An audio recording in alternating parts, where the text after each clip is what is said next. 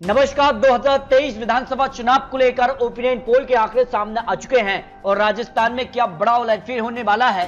2023 राजस्थान को लेकर क्या महत्वपूर्ण आंकड़ा बन सकता है और जिसका से बड़े बड़े दावे किए जा रहे हैं। यहां पर अशोक गहलोत, सचिन पायलट का दावा है कि राजस्थान में हर 5 साल में जो सत्ता बदलती है, लेकिन इस बार कांग्रेस इसको बदलने वाली है। लेकिन यहाँ पर क्या कुछ आंकड़ा बनेगा, वसुंधरा राजे के नेतृत्व में ही क्या बीजेपी चुनाव लड़ेगी, ये काफी महत्वपूर्ण हो जाता है। तो राजस्थान की 200 विधानसभा सीटें आती हैं और 200 सीटों के लिए जो अनुमान लगाया जा रहा है, जो ओपिनियन पोल के हिसाब से राजस्थान का पहला जो सर्वे आ रहा है, उस हिसाब से राजस्थान में किसका पलड़ा भारी नजर आ रहा है और कौन किस पर भारी नजर आ रहा है, क्योंकि अब चुनावी तैयारी शुरू हो चुकी है और राजस्थान में हर 5 साल में जनता यहाँ सत्ता बदल देती है। लेकिन अशोक गहलोत की रणनीति के दम पर क्या कांग्रेस यहाँ फिर से सरकार में वापसी कर पाएगी, क्योंकि महत्वपूर्ण यह है कि इन राज्यों के जो नतीजे होंगे वो आने वाले लोकसभा चुनाव के लिए काफी महत्वपूर्ण हो जाते हैं। ऐसे में अगर बात की जाए तो 2023 में जहां मेघालय, त्रिपुरा और नागालैंड में विधानसभा चुनाव हो चुके हैं, इनके परिणाम भी बेहद ही चौंकाने वाले रहे हैं। जबकि बात की जाए राजस्थान, मध्य प्रदेश, छत्तीसगढ़, तेलंगाना और कर्नाटक और जम्मू कश्मीर विधानसभा चुनाव बाकी हैं। लेकिन राजस्थान में हर 5 साल में सत्ता बदल जाती है। कांग्रेस ने 2018 में राजस्थान, मध्य प्रदेश और छत्तीसगढ़ में जीत हासिल करके एक बड़ा संकेत दिया था, लेकिन जिसका से बड़ा पलटवार हुआ है। जहां कर्नाटक में भी कांग्रेस ने सरकार बनाई, लेकिन इसके बाद यहां बीजेपी ने उपचुनाव में जीत हासिल करके कर्नाटक में सरकार में है और मध्य प्रदेश में भी इसी प्रकार से उपचुनाव में बीजेपी ने जो है बहुमत का आंकड़ा हासिल कर लिया। लेकिन इस बार 2023 के लिए क्या कुछ आंकड़ा बनेगा, आखिर राजस्थान में क्या कुछ आंकड़ा बनेगा, क्योंकि बीजेपी 2023 की तैयारी में और दावा किया जा रहा है कि सभी राज्यों पर बीजेपी यहां पर जीत हासिल करने वाली है। तो किसके दावे में कितना दम है, अशोक गहलोत की क्या रणनीति है, इस पर आपको बता दें कि कांग्रेस को कहीं न कहीं हिमाचल में जीत से एक कांग्रेस में जोश आई हुआ है, लेकिन भारत जोड़ो यात्रा का इतना फायदा नहीं मिला है। तो कांग्रेस राजस्थान में क्या जीत हासिल करके एक बड़ा संकेत देगी 2024 के लिए, क्योंकि गुजरात में जीत से बीजेपी यहां पर एक बड़ी जीत की तरफ बढ़ी है। इसके अलावा त्रिपुरा में भी बीजेपी को जीत मिली है, इसके अलावा नागालैंड में बीजेपी को जीत मिली है, लेकिन मेघालय में यहां पर झटका जरूर रहा।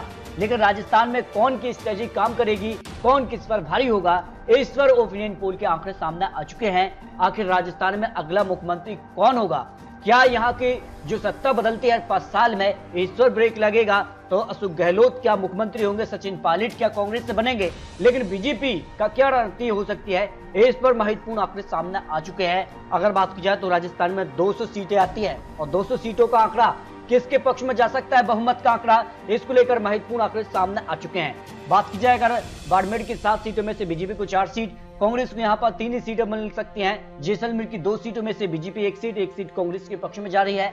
भरतपुर की 7 सीटों में से बीजेपी को सबसे ज्यादा 4 सीट, कांग्रेस को यहाँ पर 3 ही सीट मिल सकती हैं।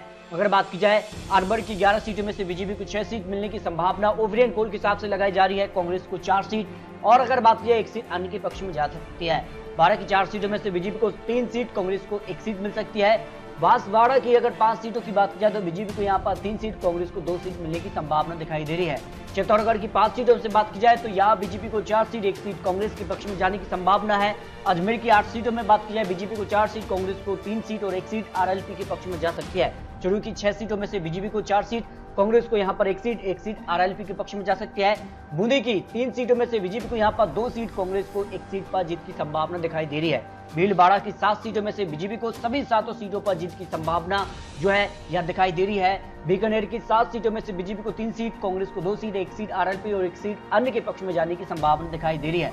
गंगानगर की 6 सीटों में से बीजेपी को यहाँ पर 3 सीट, कांग्रेस को 2 सीट और 1 सीट यहाँ पर अन्य के पक्ष में जाने की संभावना जो है ओपिनियन पोल के हिसाब से राजस्थान में लगाई जा रही है। और नागौर की 10 सीटों में से बीजेपी को 2 सीट, कांग्रेस को 2 सीट, 6 सीट से ज्यादा अन्य और आरएलपी के पक्ष में जाने की संभावना है। हनुमानगढ़ की 5 सीटों में से बीजेपी को 3 सीट, कांग्रेस को 2 सीटों की संभावना दिखाई दे रही है। दौसा की 5 सीटों में से बीजेपी को 3 सीट, कांग्रेस को 2 सीट की संभावना ओपिनियन पोल के हिसाब से लगाई जा रही है। डूंगरपुर की 4 सीटों में से बीजेपी को 2 सीट, कांग्रेस को यहाँ 2 सीट की संभावना हो सकती है। अगर बात की जाए धौलपुर की 4 सीटों में से बीजेपी को 2 सीट ही यहाँ पर कांग्रेस, यानी बराबर की टक्कर यहाँ पर देखने को मिल सकती है। जयपुर की यहाँ पर 19 सीटें आती हैं, बीजेपी को यहाँ पर जो है 10 सीट, 19 सीटों में से कांग्रेस को 7 सीट, 2 सीट आरएलपी के पक्ष में जाने की संभावना। प्रतापगढ़ की 2 सीटों में से दोनों सीटों पर बीजेपी यहाँ पर कमल खिला सकती है, जो अनुमान लगाया जा रहा है। पाली की 6 सीटों में से बीजेपी को 3 सीट, कांग्रेस को 2 सीट और 1 सीट यहाँ पर आरएलपी के पक्ष में जाने की संभावना दिखाई दे रही है। करौली की 4 सीटों में से बीजेपी को यहां पर 3 सीट, कांग्रेस को 1 सीट की संभावना दिखाई दे रही है। और यहां पर जोधपुर की 10 सीटों में से बीजेपी को यहां पर 5 सीट, कांग्रेस को 4, 1 सीट आरएलपी के पक्ष में जा सकती है। और कोटा की 6 सीटों की बात की जाए तो यहां पर बीजेपी को सबसे ज्यादा 5 सीट पर बीजेपी को जीत की संभावना है, कांग्रेस को 1 सीट पर जीत की संभावना दिखाई दे रही है। जालौर की 5 सीटों में से बीजेपी को यहां पर 2 सीट, कांग्रेस को 3 सीट की संभावना दिखाई दे रही है। झुंझुनू की यहां पर 7 सीटों में से बीजेपी को 4 सीट, कांग्रेस को 3 सीट की संभावना दिखाई दे रही है। अगर बात की जाए झालावाड़ की 4 सीटों में से बीजेपी को 2 सीट, कांग्रेस को भी यहां पर 2 सीट, यानी बराबर की टक्कर यहां पर देखने को मिल सकती है। लेकिन आम आदमी पार्टी भी दावा करी कि यहां पर राजस्थान, मध्य प्रदेश और छत्तीसगढ़ में वो सभी सीटों पर चुनाव लड़ेंगे। तो आम आदमी पार्टी अन्य में आती है तो इसका भी आंकड़ा आपको दिखाएंगे। राजसमंद की 4 सीटों में से बीजेपी को यहां पर 2 सीट पर कांग्रेस को जीत की संभावना दिखाई दे रही है। उपचुनाव में भी यहां के परिणाम काफी चौंकाने वाले रहे थे। अगर बात की जाए सीकर की 8 सीटों में से बीजेपी को 5 सीट, कांग्रेस को 2 सीट, 1 सीट आरएलपी के पक्ष में जा सकती है। सवाई माधोपुर की 4 सीटों में से बीजेपी को 2 सीट पर ही कांग्रेस को जीत की संभावना, यानी बराबर की टक्कर देखने को मिल सकती है। सिरोही की 3 सीटों में से बीजेपी 2 सीट, 1 सीट पर कांग्रेस को जीत की संभावना लगाई जा रही है। उदयपुर की 8 सीटों में से बीजेपी को 4 सीट, कांग्रेस को 2 सीट, 1 सीट आरएलपी के पक्ष में जा सकती है। टॉक की 4 सीटों में से बीजेपी 2 सीट, कांग्रेस को 1 सीट अन्य के पक्ष में जा सकती है।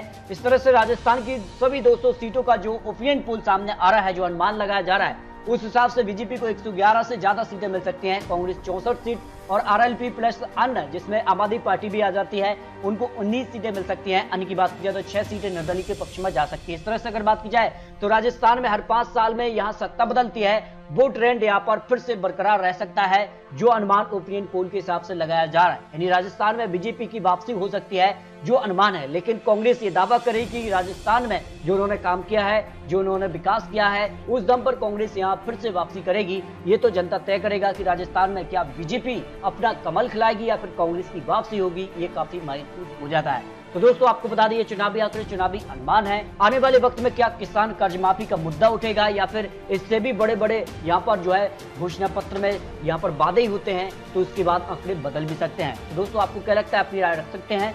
तो मिलते हैं दोस्तों लेटेस्ट और महत्वपूर्ण विश्लेषण के साथ। तब तक के लिए जय हिंद, जय भारत।